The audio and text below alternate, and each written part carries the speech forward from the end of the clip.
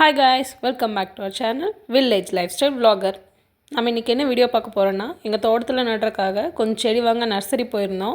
அந்த நர்சரியில் என்னென்ன செடி வாங்கினோம், அதுக்கப்புறம் எப்படி அதெல்லாம் பிளான் பண்ணோம் அப்படின்னு தான் இந்த வீடியோவில் பார்க்க போகிறோம்.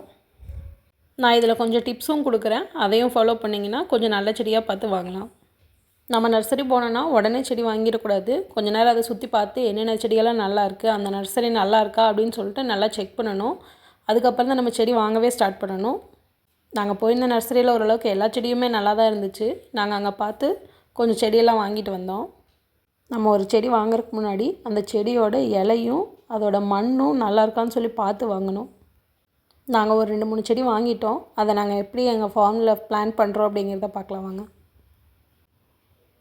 அந்த செடி நடப்போன அன்றைக்கி எங்கள் ஊரில் சரியான மழையில் நனைஞ்சிக்கிட்டே தான் தோட்டத்துக்கு போனோம். தோட்டத்தில் போயிட்டு எல்லாம் வச்சுக்கிட்டு ஒரு 2 மணி நேரத்துக்கு பக்கமாக செடி நடவே முடியல. அப்படியே உட்காந்துக்கிட்டே இருந்தோம். அதுக்கப்புறம் தான் செடி நடவே ஸ்டார்ட் பண்ணோம். இந்த வீடியோவில் பார்த்திங்கனாவே தெரியும், எல்லோரும் பயங்கரமாக நனைஞ்சிட்டோம். அப்படியே இந்த வீடியோவில் எங்கள் ஃபார்மையும் அப்படியே லைட்டாக கிளிப்பிங் காமிச்சிருக்கேன்.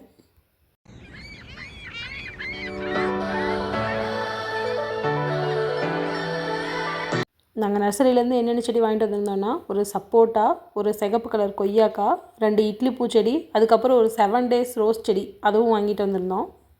அந்த செடியெல்லாம் நடுறதுக்கு முன்னாடி அதுலேருந்து காயத்தையெல்லாம் பிச்செறிஞ்சிட்டு ஒரு 2 அடிக்கு பக்கமாக குழி தோண்டி எல்லாத்தையுமே ஊனி வச்சுட்டோம்.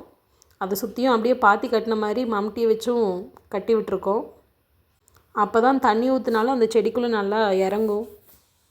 இந்த மாதிரி நமக்கு தேவையானதெல்லாம் கொஞ்சம் கொஞ்சமாக நம்ம இருக்க இடத்துல வளர்த்திக்கிட்டோன்னா, நம்மளுக்கு தேவையானதெல்லாம் கொஞ்சம் கொஞ்சம் மருந்தடிக்காத, ஃபெர்டிலைசர் போடாததெல்லாம் நம்மளுக்கு கிடைக்கும். அதுலேருந்து வர காய், பழம் எல்லாமே நம்ம குழந்தைங்களுக்கு நம்பிக்கையாக கொடுக்கலாம். நம்மளுக்கு எந்த ஒரு பயமும் இருக்காது. இந்த மாதிரி விஷயத்துக்கு நம்ம குழந்தைங்களையும் சேர்த்துக்கிட்டு பண்ணோன்னா, அவங்களுக்கு விவசாயத்து மேலே ஒரு நல்ல நம்பிக்கையும் வரும். அவங்களும் நல்லா என்ஜாய் பண்ணுவாங்க. முக்கியமாக இப்போ இருக்க நிறையா குழந்தைங்க வெளியூரில் தான் இருக்காங்க.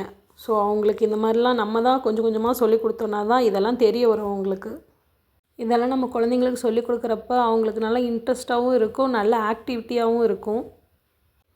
நம்ம சொல்லி கொடுத்தோன்னா தான் அவங்களுக்கு இப்படி தான் மரம் வளரும், இப்படி தான் செடி வளரும் அப்படிங்கிறத நல்லா புரிஞ்சுக்குவாங்க. செடிகளெல்லாம் நட்டு முடிச்சாச்சு. அப்படியே அதுங்களுக்கு தண்ணியும் ஊற்றி விட்டுட்டோம். அதுங்கெல்லாம் காற்றுக்கு சாயாமல் இருக்கிறதுக்கு கொஞ்சம் கொஞ்சம் குச்சியும் நட்டு வச்சுருக்கோம். இந்த மாதிரி நட்டு வச்சிட்டோன்னா நம்மளுக்கு மரம், செடி, கொடி எதுவுமே சாஞ்சு கீழே விழுகாது. அவனும் பாருங்கள் நல்லா என்ஜாய் பண்ணிட்டு செடிங்களுக்கெல்லாம் தண்ணி ஊற்றிட்டு ஓஸ் மூலிமா நல்லா ஜாலியாக என்ஜாய் பண்ணான். அந்த அன்றைக்கி அவனுக்கு போன நாளே தெரியல. இந்த வீடியோ உங்களுக்கு பிடிச்சிருந்ததுன்னா லைக் பண்ணி, ஷேர் பண்ணி, சப்ஸ்கிரைப் பண்ணுங்கள். தேங்க்யூ.